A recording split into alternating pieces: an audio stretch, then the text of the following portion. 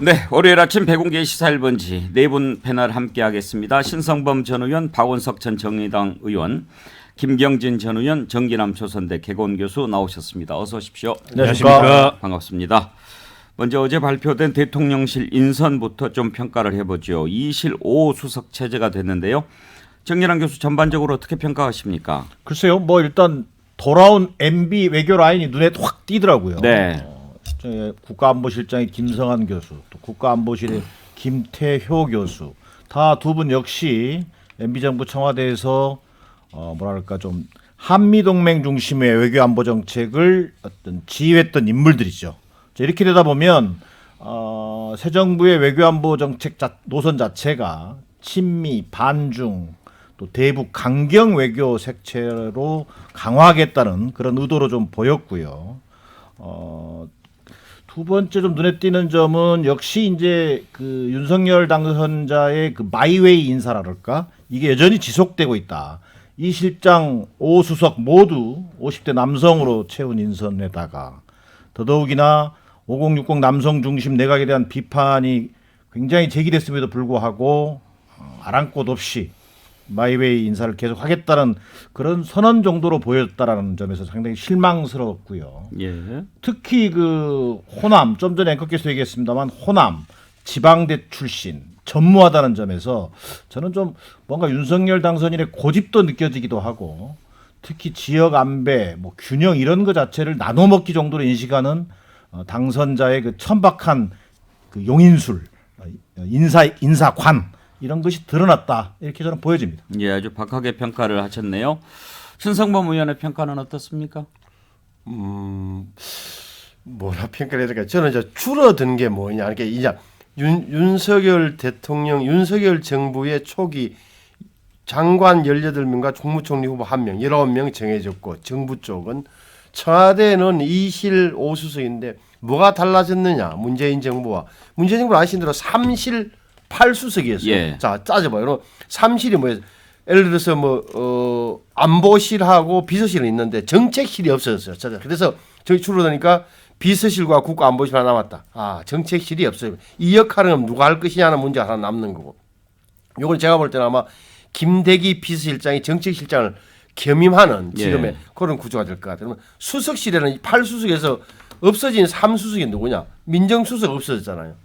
그리고 공직기강이나 뭐 다른 사람이 할 텐데 이거는 나쁘게 보면 대통령이 검찰을 잘 아시니까 잘 아니까 자기가 수석하겠다는 건가 뭐 이런 그러면 이게 한동훈 법무부 장관이 민정수석 역할도 하겠나라는 야당의 공격 지점이 하나 생겼다. 그럼 인사수석이 없었어요. 그럼 인사수석 자리는 누가? 인사기획비서관이 할 텐데 이건 또 무슨 대검 출신이 한다 이런 소문이 나는 상태. 일자리 수석이 없어졌다. 이런 경제수석이 할 텐데 과연 함께 할 수 있을까? 이렇게 본다면 2실 5수석 체제가 더 커진, 더 일이 많아지는 현대 국가에서 제대로 할 수 있을까? 물론 그 전제는 대통령이 워낙 내각과 직접, 장관과 직접 소통하면서 하겠다고 할 텐데 이게 과연 제대로 굴러갈까는 의문점은 들지만 새로운 시도니만큼 저는 뭐 한 내년쯤 되면은 아마 6개월 1년 지나면 좀 평가 나오지 않을까. 새로운 시도는 맞아요. 예, 슬림한 대통령실을 기치로 내걸었는데 이번에 없어진 새 수석을 보면 좀 생각해볼 부분이 있는 것 같습니다. 인사 일자리. 그러니까 이제 민정은 워낙 부침이 심했지 않습니까? 그렇죠. 이번에 민정수석 제일 많이 바뀌었고 또 참 논란도 많았고 인사수석 문재인 대통령 가장 잘못한 것 꼽으라면 인사 꼽을 정도로 인사수석 과연 제대로 했느냐 하는 비판이 있었고 일자리 수석까지 만들어서 그렇게 노력했는데 과연 일자리 창출이 얼마나 성공했느냐 이런 비판들 그러니까 역시 문재인 정부를 겨냥했다고 그럴까요? 잠깐 반면교사 삼으려고 하는 그런 노력이 좀 있다고 봐야죠. 보여주죠. 그러니까 이게 아마 관료 사회나 이른바 학자들 사회에서 문재인 정부 5년을 보면서 나름 그 분야의 전문가들이 이런 생각을 했던 것 같고 이것이 당선인에게 전달되었다. 그럼 어떻게 보면 후보 시절로 이런 이야기를 많이 했겠죠. 그 이번에 되시면 일자리 수 필요 없습니다. 예. 이런 보고서나 이런 비슷한 보고서가 저는 많이 올라갔을 거라고 짐작이 돼요. 그런데 김경진 의원은 후보 시절에 민정수석실 없애겠다라고 하는 것 강조했는데 네. 대통령이 되면 수석을 폐지하겠다고 그렇게 공약하지 않았나요? 수석 폐지라고 얘기는 안 했고요. 청와대를 최대한 슬림화하겠다 이렇게 얘기를 수석을 없애겠다고 했어요. 그래서 그 저 대선 때 다른 걸로 바쁘셨구나. 그래서 했어요.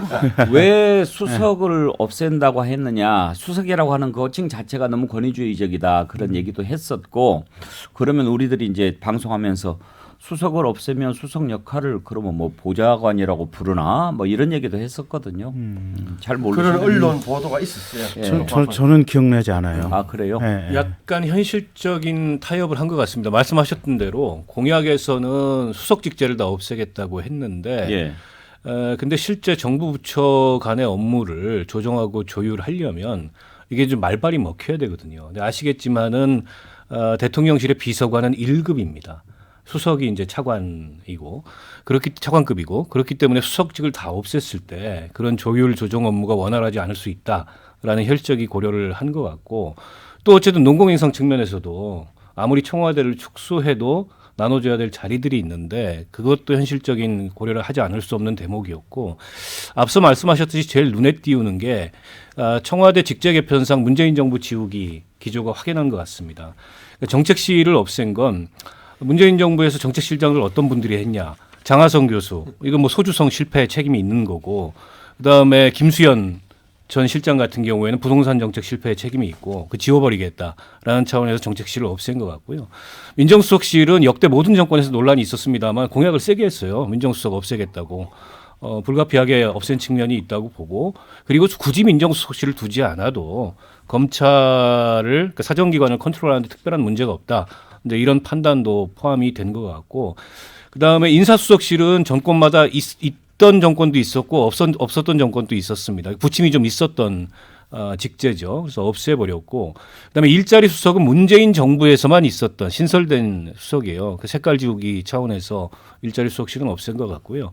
그래서 전체적으로 이제 2실 5수석 체제로 조금 이제 직제를 슬림화했는데 실제 청와대 그 규모를 비서실 규모를 얼마나 줄일까? 지금 한 500명쯤 되는데 나오는 얘기로는 300명 선 정도로 줄이겠다. 근데 이게 기계적으로 300명으로 잘라내기가 쉽지는 않습니다. 예. 실제 필요가 있다 보면. 근데 결과를 좀 두고 봐야 될 것 같고 앞서 우리 정기남 대변인께서도 말씀하셨지만 인선에 있어서는 아쉬운 대목이 많아요. 너무 돌려막기 인선이 많고 국민통합, 지역균형, 세대 계층 안배 이런 게 전혀 되지 않은 인선이라는 측면에서 정권을 스타트하면서 너무 인재풀을 좁게 쓰는 거 아니냐. 원래 정권이 시작할 때는 넓게 시작했다가 말기로 가면 딱 이렇게 좁아지거든요. 근데 처음에 저렇게 좁게 시작하면 과연 저게 넓어질 수 있을까. 그런 점에서 좀 우려스럽습니다.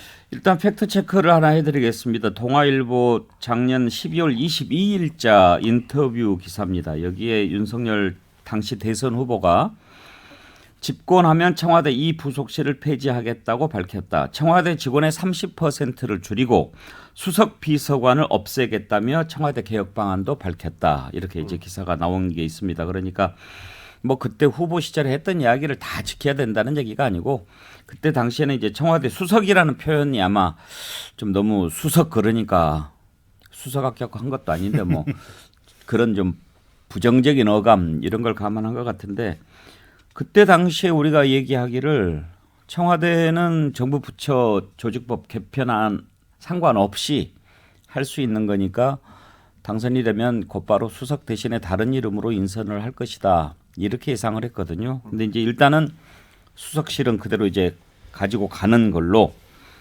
된 것 같습니다. 이제 생각이 어떻게 또 바뀔지 모르겠습니다만.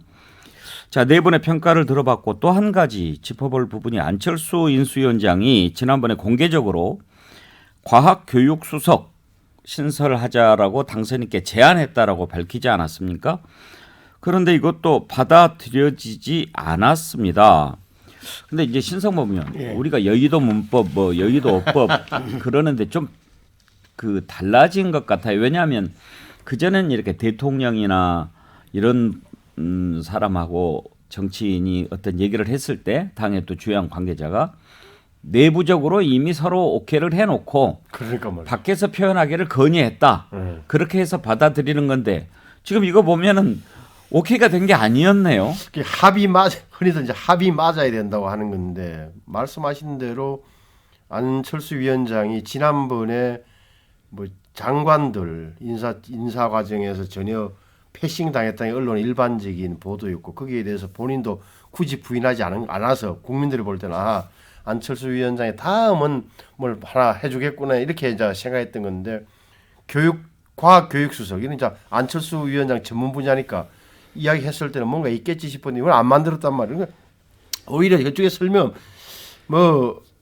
필요성 인정하는데 지금은 아니다라는 취지로 윤석열 당선인 측에서 설명을 했지만 어찌됐건 보면은 액면적으로 받아들이면 안철수 위원장 이야기가 또 안 먹혔네. 그러니까요. 이렇게 되는 거예요. 제가 오히려 좀 놀라웠던 건 안철수 후보의 반응이었는데 필요성을 인정하셨으니까 계속 제가 이야기하겠습니다. 이게 손상된 체면을 그냥 이렇게 세우기 위한 발언이신지 아니면 진짜 나중에 될 거라고 믿고 이제는 모르겠으나 제3자 특히 국민 입장에서 보는 고개가 갸우뚱거려지는 대목이 있는 거죠. 김경진 의원 지난번에 이제 안철수 인수위원장 얘기할 때 그냥 얘기하는 게 아니고 그 전에 두 분이 만났잖아요. 그 다음에 나온 얘기라서 이 부분은 반영이 될 걸로 예상을 했는데. 글쎄요. 그러니까 저는 근데 사실은 계속해서 청와대 직제를 줄이는 방향으로 지금 당선인은 생각을 하고 있었는데 지금 안철수 위원장은 어쨌든 하나 늘리는 거 아니에요 보면. 그래서 저게 될까 하고 거기 갸우뚱하고 있었거든요. 근데 결국은 이제 장제원 실장이 조금 시간을 두고 고려하겠다. 이 정도로 아마 정치적인 워딩을 하면서 그냥 마무리를 지은 것 같아요. 그런데 설명은 뭐 과학교육 수석은 아니지만 교육비서관도 있고 과학비서관도 뭐 보임을 할 예정이니까 그 두 분이 각각의 역할을 하면 되겠다라는 거고 어쨌든 윤 당선인의 생각은 장관들하고 열심히 하도록 하겠다. 그다음에 각 부처의 자율성을 좀 늘리겠다. 최근에 인수위에서 나왔던 게 전국에 지금 국립대학들 있지 않습니까? 국립대학들이나 이렇게 사무국장들 사실은 교육부 직원들 보냈거든요. 그런 청와대에서 실질적인 인사권을 행사했는데 그거 아마 각 대학별로 이제 자율적으로 선임하는 방향으로 갈 것 같아요 보면. 그래서 권한을 좀 터는 방향으로 그리고 청와대는 슬림화하는 방향으로 이렇게 가는 어떤 흐름은 분명한 것 같습니다. 김경진 의원이 과학교육 수석하면 잘하실 것 같은데. 전문성이 좀 떨어지죠. 그런데 박원석 의원 아까 신성범 의원이 합이 좀 안 맞는 것 같다 이렇게 얘기를 하셨는데 안철수 위원장이 감을 못 잡고 있는 거 아니에요? 김경진 의원님이 말씀하신 거는 이제 실무상엔 그런 거고 정치적으로는 안철수 패싱이 명백한 거죠. 왜냐하면 지난번에 이 과학교육 수석을 신설을 건의했다라는 거를 예고도 없이 브리핑룸에 와가지고 본인이 그걸 직접 발표를 했어요. 묻지도 않는데 당연히 그 정도면 될 거라는 기대를 가지고서 혹은 돼야 한다는 압박의 의무를 담아서 한 건데 그게 기존의 상식이죠. 네, 어제 장제원 그 비서실장이 브리핑을 하면서 뭐라 그랬냐면 조금 아까 말씀하셨듯이 과학비서관도 있고 교육비서관도 있고 두고 보겠다. 그러나 안철수 위원장이 그걸 건의하셨는지는 들어본 적이 없다. 이렇게 얘기를 했어요. 오. 아니 그게 패싱이 아니고 뭡니까? 방송을 안 보나요? 아니 그러니까 직접 들어본 적이 없다. 직접. 그러니까 인수위 내에서 당선인이 그거 가지고 비서실장하고 별다른 얘기가 없었다는 얘기잖아요. 그리고 이제 결국 안철수 위원장은 이제 길은 당에 들어가가지고 자력갱생을 해야 되는데 이번에 말이 좋아서 합당이지 사실상 흡수합당이잖아요. 그러니까 저는 지금 공동정권은 껍데기만 남았다고 보고 이번에 전국 그 광역단체장 공천 결과를 한번 보십시오. 공천 과정에 공관위원 들어가고 이런 거는 제외해놓고 결과로 보면 국민의당 출신은 조배숙 전 의원 한 분 계신데 그분은 국민의당 활동을 안 한 지 오래된 데다가 전라북도에서는 국민의힘에 출마 희망자도 그렇게 많지 않은데요. 빼놓고는 전부 사실은 국민의당 출신들은 다 패싱됐고 마땅히 나올 만한 인물들도 없고 기초단체장이라 그래서 사정이 다르지 않습니다. 그런 면에서 봤을 때 안철수 인수위원장의 앞날이 저는 굉장히 험난할 것 같다. 그렇게 예상합니다. 예. 정일환 교수 그런데 이번에 이제 일단 청와대 대통령실 수석급까지 인사가 이제 다 끝났는데 쭉 그동안에 이렇게 윤석열 당선인의 인사 스타일을 봤을 때 제가 좀 궁금한 게 몇 가지가 있어요. 예를 들면 이제 비서실장 인선이 좀 늦어졌잖아요. 네. 그때 몇 사람 막 나왔어요. 심지어 장성민 전 의원 얘기도 나오고 그리고 또 이제 홍보수석 또 뭐 다른 사람 얘기가 나왔는데 막상 발표된 사람도 다르단 말이에요. 이런 거를 보면 이게 언론의 단순한 어보라고 봐야 될까요? 아니면 스타일이 이렇게 뭐 여론을 좀 봐가지고 아니면은 바꾸고 이런 스타일이라고 봐야 될까요? 글쎄요, 여론을 중시하는 인사 스타일은 아닌 것 같아요. 뭔가 윤석열 당선자를 둘러싼 이른바 선거 때도 상당히 논란이 됐습니다만 윤핵관이라 할까, 실질적인 의사결정을 하는 사람들이 좀 베일에 가려져 있는 것 같다. 실제 나와 있는 당선자 비서실장이라든지 또 언론의 어떤 추측성 보도, 이러이러한 사람들이 함합형에 오르면 그 자체가 인사의 어떤 하나의 검토 대상이 되는 것이 과거 정치권의 인사 스타일이라고 한다면, 이미 윤석열 당선자 같은 경우는 상당한 부분을 본인이 직접 믿고 쓸 수 있는 사람, 그걸 이제 언론에서는 쓴 사람 또 쓰는 그런 방식이 될 텐데, 그런 사람을 선호한다는 것이 분명히 인사 과정이 드러났고, 두 번째는 앞서 얘기했던 것처럼 실질적으로 핵심에서 움직이는 사람들은 언론이라든지 어떤 정치권의 관측에서 잘 포착이 안 되는 데서 비롯되는 그런 문제가 아닌가 싶고요. 그럼에도 불구하고 좀 아쉬운 것은 뭐 언론을 의식하라는 얘기가 아니라 기본적으로 인사를 통해서 윤석열 당선자의 어떤 철학, 국정 운영의 비전이 좀 제시됨으로 해서 저런 모양새로 끌고 가겠다는 것이구나, 이렇게 좀 비춰져야 될 텐데 그런 것이 보이지 않기 때문에 인사의 감동도 없고, 오히려 어떤 우리가 흔히 대통령 당선자에서 보여줬던 전체 우리 뭐 지역이라든지 노장청을 안배라든지 또 지역 어떤 배려, 이런 것들이 보이지 않아서 제가 좀 앞서도 좀 강하게 천박한 인사라고 했는데, 좀 이런 것들이 국정 운영의 어떤 조각을 좀 보여줄 수 있다는 측면에서 대단히 좀 아쉽다, 이렇게 보여집니다. 근데 그런 측면도 있는 것 같아요. 근데 실제로 장성민 전 의원 같은 경우도 고려 대상은 분명했던 것 같아요, 보면. 그리고 다른 무슨 청와대 참모진과 관련해서도 보도에 나왔던 일부 인사들도 분명히 고려 대상이었던 건 맞는 것 같고요.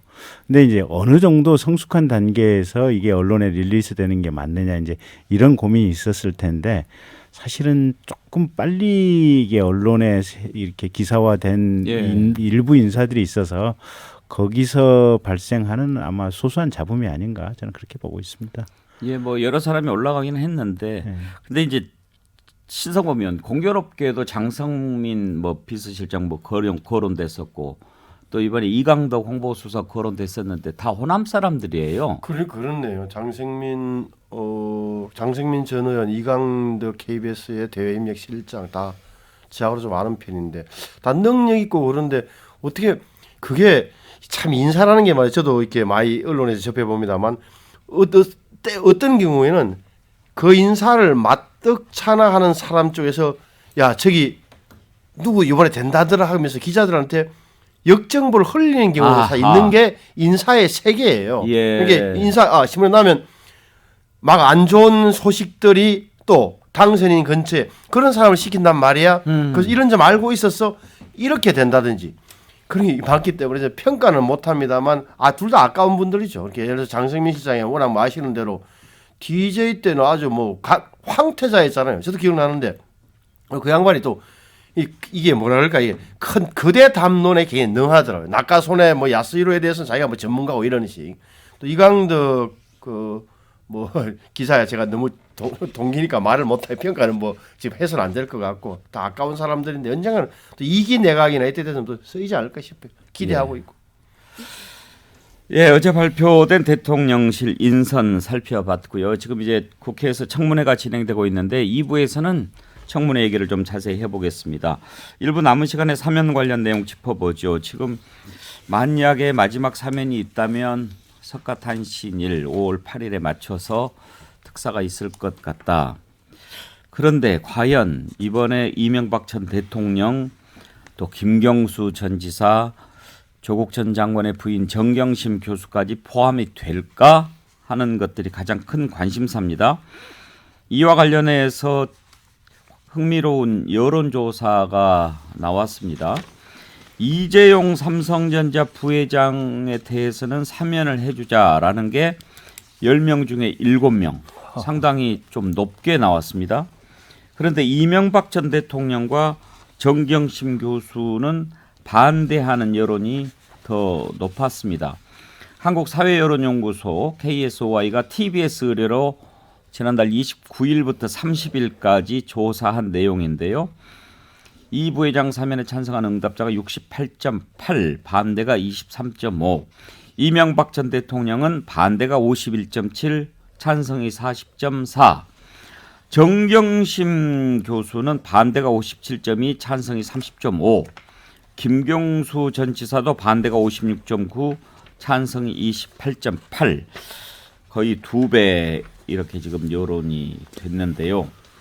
정기랑 교수, 참 이런 상황에서 문재인 대통령 결단하기가 쉽지 않을 것 같습니다. 그렇습니다. 특히나 원칙적인 어떤 그 국정 운영이랄까 또 성품이 남다른 분이 또 문재인 대통령이기 때문에 원칙을 벗어난 어떤 그 결정으로 결국은 임기 마지막에 이 어떤 자칫 잘못하면 오점을 남기지 않을까 뭐 이런 우려도 할 수 있고요. 또 한편으로는 어쨌든 국민 눈높이를 얘기했습니다만 사면을 고려할 때 어떤 사법 정의 또 뭐랄까 법치 실현 이런 기준에서 과연 이것이 가능한 얘기인지 더 나아가서 어떤 국민과 국민 정서랄까 국민의 어떤 정서와의 공감대를 중요한 기준으로 삼았는데 어쨌든 나온 여론조사 결과들을 보면 전체적인 특징이 경제인들에 대한 사면은 상대적으로 우호적인 반면에 정치인들에 대해서는 공히 어떤 사면에 대한 그 뭐랄까 인식이 여론 자체가 그다지 우호적이지 않다라는 것이 확인됐기 때문에 예. 국민과의 어떤 그 약속 뭐 이런 부분들을 가장 두려워해야 될 문재인 대통령 입장에서는 사실은 사면 결정이 마지막까지도 뭐 이미 뭐 상당 부분은 결심이 서 있을 수도 있겠습니다만 그 결심을 집행하는 것이 굉장히 좀 부담스러운 상황이 되고 있다. 뭐 이렇게 좀 예측해 볼 수 있을 것 같습니다. 박원석 의원 사실 가장 큰 관심사가 이명박 전 대통령 아니겠습니까? 그런데 지난번에 문재인 대통령이 국민청원에 대한 답변 직접 하면서 찬성하는 여론도 많이 있다 이렇게 얘기해서 그게 이제 사면 반대 국민청원에 대한 답변이었어요. 예. 그래서 이제 반대 의견이 많은 점에 대해서 공감하면서 그러나 이제 찬성 여론도 있기 때문에 어쨌든 법과 원칙이라는 기준 또 국민적 공감대 그런 걸 종합해서 판단하겠다. 원론적인 얘기라고 볼 수 있는데 사실은 여론을 한번 타진해 본 거라고 저는 그걸 봤어요. 예. 그리고 국민청원에 대한 대통령 직접 답변이 5년 동안에 지금까지 한 번인가밖에 없었습니다. 이번이 아마 두 번째인가 그런데 또 이번에 굉장히 예민한 문제들 저는 집무실 처음인 이전 줄 알았더니 한 번 있었대요 작년에. 예. 집무실 이전 뭐 사면 이런 예민한 문제들에 대해서 임기를 마치는 입장에서 한 번쯤은 대통령이 직접 답변을 해야 될 것 같아서 여러 가지 말씀을 하셨는데 근데 오늘 여론조사 결과에서도 보듯이 정치인들 사면에 대해서 국민 여론이 굉장히 부정적이고 특히 이명박 전 대통령 문제에 대해서는 지난번 이제 윤석열 당선인하고 대통령하고 회동을 앞두고서 사면 거래, 사면 나눠 먹기로 비춰질 수도 있는 그런 언설이 오갔어요. 특히 이제 권성동 지금의 국민의힘 원내대표가 김경수 전 지사는 MB 사면을 위해서 아껴둔 카드다. 동시에 쓰려고 하고 있다. 아니 반대죠. MB 사면은 김경수 지사를 위해서 아껴둔 카드다. 이 얘기를 하는 바람에 부정적 여론이 더 높아지고 예. 사실은 그게 두 분의 회동이 깨지고 미뤄지는데 뭐 굉장히 역할을 했어요. 예. 어떤 면에서. 그러니까 여전히 정치적 부담이 큰 사안이고 특히나 지지층의 여론을 굉장히 중시하는 분이 그 문재인 대통령이지 않습니까? 지지층 내에서는 MB 사면에 대해서 반대 여론이 굉장히 높아요. 반면에 정경심 사면은 찬성 여론이 높죠. 그래서 감안해가지고 결정을 할 텐데 결과는 지켜봐야 될 것 같습니다. 저는 시간이 다 돼가지고요. 2부에서 그럼 예, 좀 예, 이어가 예, 주시죠. 예, 예. 네, 1부는 여기서 마치겠습니다. 전하는 말씀 듣고 2부 이어갑니다. 네, 2부 시작하겠습니다. 청문회 살펴보려고 하는데 아까 신성범 의원 어떤 말씀하시려고? 그게 4월 초파일, 5월 8일 3인과 관련해서 제가 보는 견지를 좀 말씀드리기 좋을 것 같아요. 첫째는 제가 볼 때 문재인 대통령은 이명박 전 대통령에 대해서는 사면을 이미 결심했다고 저는 보여져요. 그러니까 단순하게 뭐 청와대 청원에 본인이 썼다는 그 대목뿐만 아니라 또 하나 제가 보는 대목은 둘이가 뭘 이거 있느냐면은 대통령이라는 게 있네요. 대통령. 무슨 말이냐?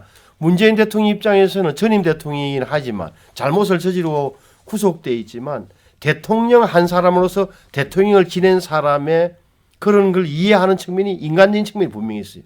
저는 그거 느껴져요. 그리고 또 하나 41년생이라는 나이예요. MB가 1941년생. 우리 나이로 80둘 흔히 말하면 만 81예요. 적지 않은 나이예요. 실제로 저는 그거는 이미 MB는 굳어졌다. 그리고 또 하나는 저는 정경심 교수도 이미 결정됐다고 봐요. 이거 제가 감히 이야기하는데 왜 그러냐면 그는 조국 전 장관에 대한 인간적인 아우시언풀 플러스 지금 뇌출혈이 이게 언론에 보도가 안 돼서 그렇지 그 건강 상태에 대한 보고가 많이 올라갔을 겁니다. 그래서 MB와 정경심 교수는 정해졌다. 오히려 김경수 전 지사에 대해서는 문재인 대통령이 부담을 느끼고 있을 거다. 얼마 되질 않은 데다가 정치적 해석되는 여지.